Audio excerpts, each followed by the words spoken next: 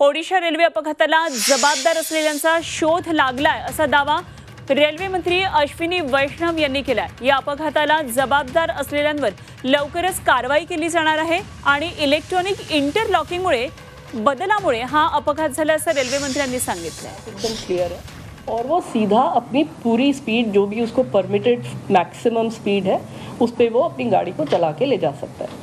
तो वो लगभग यहाँ पे इस सेक्शन पे इस गाड़ी के लिए 130 किलोमीटर की परमिटेड स्पीड है, वो 128 किलोमीटर पर आवर पे था, जो कि हम लोगों ने लोको के रिकॉर्ड से भी कंफर्म किया है। वो 128 किलोमीटर पर। व्हेरिकोज वेन्सच्या संबंधित तज्ञाकडून 30 मिनिटाच्या वेदना रहित प्रक्रियेद्वारे तुमच्या व्हेरिकोज वेन्सवर उपचार करा। बुक करण्यासाठी 9701688544 वर कॉल करा। पर आवर की स्पीड पे था कोरमंडल वाला।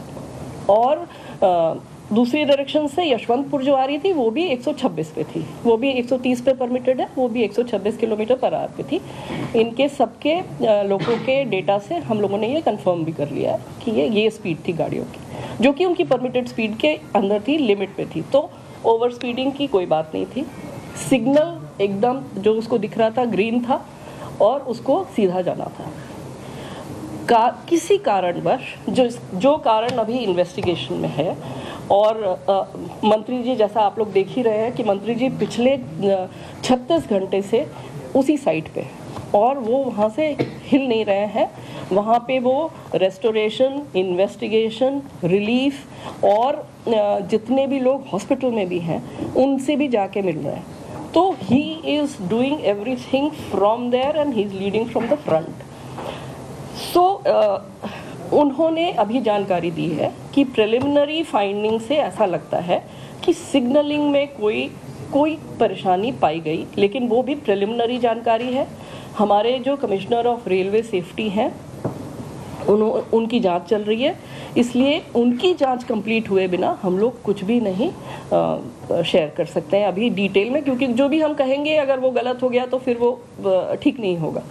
इसलिए हम भी अभी इंतज़ार कर रहे हैं कि वो अपनी फाइंडिंग्स हमें कंप्लीट डिटेल्ड फाइंडिंग्स हमें बताएं, जिससे कि हम लोग पता कर सकें कि क्या कारण था जिसकी वजह से ये दुर्घटना हुई। दुर्घटना सिर्फ कोरोमंडल एक्सप्रेस की हुई है। ये भी एक चीज़ है जो कि सबको समझने की आवश्यकता है कि यहाँ पे 3 इंजन भिड़ गए और बहुत सी मल्टीपल ट्रेन्स जो है वो आपस में टकरा गई, कैसे सब एक ही रास्ते में थी। ये इस तरह की गलत इन्फॉर्मेशन या गलत समझ फ्लोट अराउंड कर रही है। तो उसको क्लैरिफाई करने के लिए मैं दोबारा ये बताना चाहती हूँ कि सिर्फ एक ट्रेन क्षतिग्रस्त हुई, एक ट्रेन का एक्सीडेंट हुआ जो कि कोरोमंडल थी।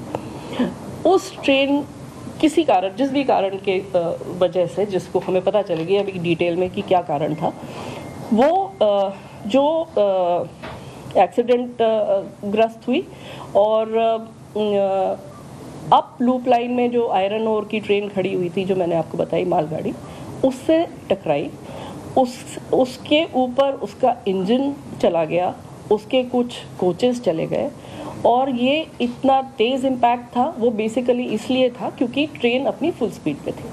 128 kmph पे मामूली चीज़ नहीं है। और दूसरी इशू ये था कि वो एक आयरन ओर की ट्रेन थी, जो कि बहुत ही भारी ट्रेन होती है।